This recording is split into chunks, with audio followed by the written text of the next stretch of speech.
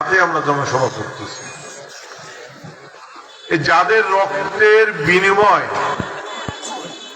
যাদের পঙ্গুত্বের বিনিময় আজকে আমরা এই স্বাধীনভাবে কথাবার্তা বলতেছি, আমাদের কি উচিত না সবার আগে তাদের স্মরণ করা? আমাদের কি উচিত না যে তাদের রক্তের বিনিময়ে যে আজকে নির্বাচন আমরা করছি, এটা কিন্তু আমরা অনেকটা জোটগত ভাবেই করছি। আমার বাইরা যারা করছে তারাও কিন্তু আমাদের জোটে ছিল, শুধু নাই কারা, ফ্যাসিস্টরা, ডেভিলরা না। আমরা চাই না যে আবার ওই ফ্যাসিস্ট এই দেশে ফিরে আসুক। কি এটা কি আপনারা চান? আর ওই শাসন কি আপনারা চান? যারা 17 বছর ভোট দিতে পারেন নাই, সেই ভোটের প্রথম এখানে 4 কোটি 4.5 কোটি ভোট, এই প্রথমবার ভোট দেবে 3,75,00,000 না না, সারা বাংলাদেশ। তারা আজকে ভোট দেবে, তারা দেখেন অনেক শিওর হচ্ছে। তারা ভোট কি জিনিস তারা জানতো না, কেউ তো আর ওই ভোট কেন্দ্রে যেতে পারে না। এই ভোট কেন্দ্রে যখন যাবেন, এই যে আমাদের নেতা কালকে বরিশালে আসছে, কত কথা বলেছে, একটা কথা কিন্তু বিরোধীদের সম্পর্কে খারাপ উক্তি করে না। কি করেছে? ওই মেরে ফেলবো, এটা করবো, ওটা করবে, এটা কেমনে হলো, ওটা কি হইলো, এইসব কথা কিন্তু তার মুখ থেকে আসে না। আমরা সেই দল করি, আমরা জিয়া রহমানের দল করেছি, 47 বছর এই দলটা করি। আমরা দলের বাইরে কোনো কিছু চিন্তা করতে পারি না। একটা কথা আমি বলি, সবার আগে দলকে শক্তিশালী করতে হবে, সবার আগে তারেক রহমানের হাতকে শক্তিশালী করতে হবে। সে হলো আমাদের প্রতিনিধি, সে আগামী সংসদে আমরা তাকে বাংলাদেশে ধানিশীষে ভোট দিয়ে বা জোটের প্রার্থীকে ভোট দিয়ে আমরা জয়যুক্ত করলেই সে প্রধানমন্ত্রী হতে পারবে, তাই না বলেন? আজকে এখানে আমাদের দল জোটগতভাবে তাকে এই ট্রাক মার্কা, এই নুরু, বিপি নুরু, যে সর্বজন স্বীকৃত এবং সারা বাংলাদেশে পরিচিত, সেই নুরুকে এখানে দিয়েছে। আমাদের হয়তো অনেক কষ্ট থাকতে পারে, দলের উপরে মান অভিমান থাকতে পারে, সেটা কিন্তু পটুয়াখালীতে আমারও ছিল। আপনারা সবাই জানেন যে আমি কিন্তু দলে নমিনেশন চেয়েছি, কিন্তু পাই নাই। তার 3 ঘন্টার মাথায় কিন্তু আমি যে পেয়েছে তাকে আমি ধন্যবাদ দিয়েছি, তাকে কংগ্রেচুলেট করেছি। যেহেতু আমি দল করি, আমি কোনো সময় পারি না দলের বাইরে যেতে। আপনারা সবাই জানেন যে আমি দল কিভাবে করি। আপনারা আমাকে সভাপতি বানিয়েছেন, ভোট দিয়েছেন, আমি না চাইতে আপনারা ভোট দিয়েছেন। এই দলের কোন ডিসিশন অমান্য করার ক্ষমতা আমার নাই, আমি এটাও অমান্য করতে পারি না।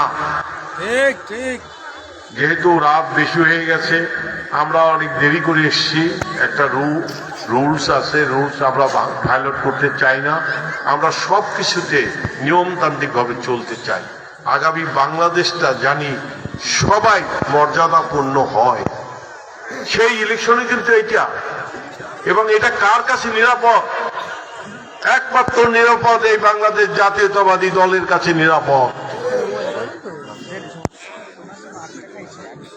এই নিরাপদ এবং একমাত্র এই বাংলাদেশ জাতীয়তাবাদী দলই ধানের শীষের জয়লাভ এবং আমাদের তারেক রহমান প্রধানমন্ত্রী হলেই বাংলাদেশ নিরাপদ, সবার জন্য নিরাপদ। আজকে যে জোটের প্রার্থী, সেও আমাদের প্রার্থী, তাকেও কিন্তু আমাদের জয়যুক্ত করতে হবে। আমি কিন্তু আর দীর্ঘায়িত করবো না আমার কথা, যেহেতু একটা বিধিনিষেধ আছে। আমি এখানে এসে অনেক দেরিতে এসেও আমি বক্তব্য দিতে পেরেছি। আপনারা অনেক সময় ধৈর্য ধরে বসে আছেন, এই জন্য আমি জেলা বিএনপির পক্ষ থেকে আপনাদের ধন্যবাদ দিচ্ছি। যারা মঞ্চে বসে আছেন তাদেরকে ধন্যবাদ দিচ্ছি। সবাইকে ধন্যবাদ দিয়ে আমার বক্তব্য শেষ করছি।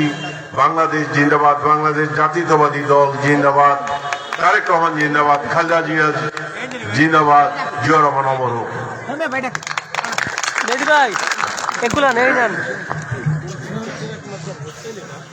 সংগ্রামের সাথে বন্ধুগণ, আজকের এই বিশাল জনসভায়, নির্বাচনী জনসভায় এখন গুরুত্বপূর্ণ বক্তব্য রাখবেন আজকের এই নির্বাচনী জনসভার প্রধান আকর্ষণ, প্রধান অতিথি, বাংলাদেশ গণপরিষদের সংগ্রামী সভাপতি জনাব নুরুল হক নূর।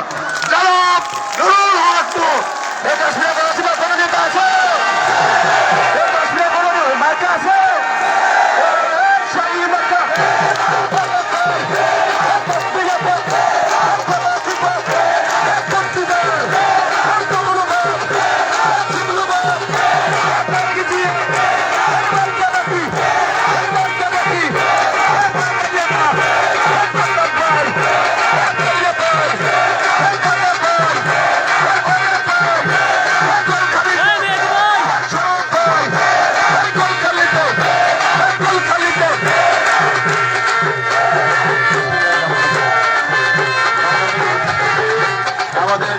প্রাণ প্রিয় মা বোনেরা, আমাদের ভাইয়েরা, বিশেষ করে সাধারণত রাত্র পর্যন্ত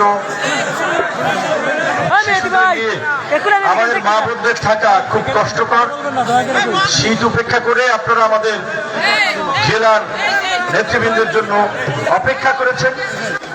খুব বেশি সংখ্যক মানুষ যায়নি, হয়তো কেউ কাজের ব্যস্ততায় কিছু সংখ্যক মানুষ আবার গিয়েছেন। সেই বিকাল থেকে আপনারা এই মাঠে অপেক্ষা করছেন, অনেকের বক্তব্য শুনেছেন। আপনাদের সকলকে আমার পক্ষ থেকে ধন্যবাদ এবং কৃতজ্ঞতা। মুসলমানদেরকে সালাম, আসসালামু আলাইকুম। হিন্দু ধর্মের ভাইদেরকে নমস্কার, অন্যান্য ধর্মের কেউ থাকলে শুভেচ্ছা। আপনার কথা শুনেই বুঝতে পারছেন তারা বক্তব্য এবং কথা বলার কারণে গলা বসে গেছে। শুধু আমার না, মোটামুটি সব প্রার্থীর বুঝি একই অবস্থা।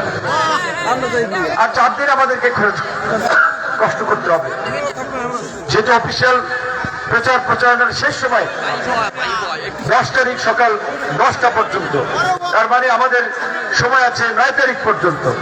তাহলে আজকে 5, 6, 7, 8, 9, 4 দিন অফিসিয়াল প্রচার প্রচারণার সময়।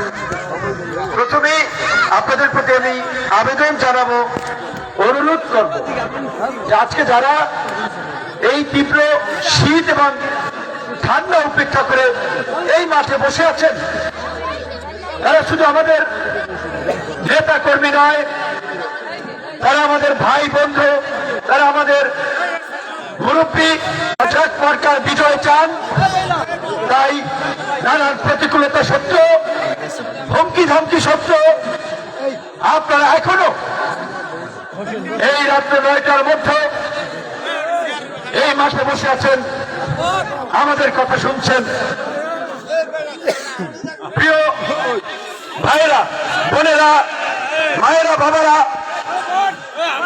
গতকালকে বরিশালে জনাব তারেক রহমান এসেছিলেন। একটি বক্তব্য আপনারা শুনেছেন। আমি জনাব তারেক রহমানের প্রতি কৃতজ্ঞ। সারা বাংলাদেশে নির্বাচনী সভা সমাবেশ করছেন, জাতীয় পর্যায়ে দেশীয় বিদেশি মিডিয়া প্রতিনিয়ত কথা বলছেন, কিন্তু বরিশালে এসে তিনি আপনাদের ছেলের কথা ভুলে যান নাই। বিশেষভাবে গুরুত্ব দিয়ে বলেছেন।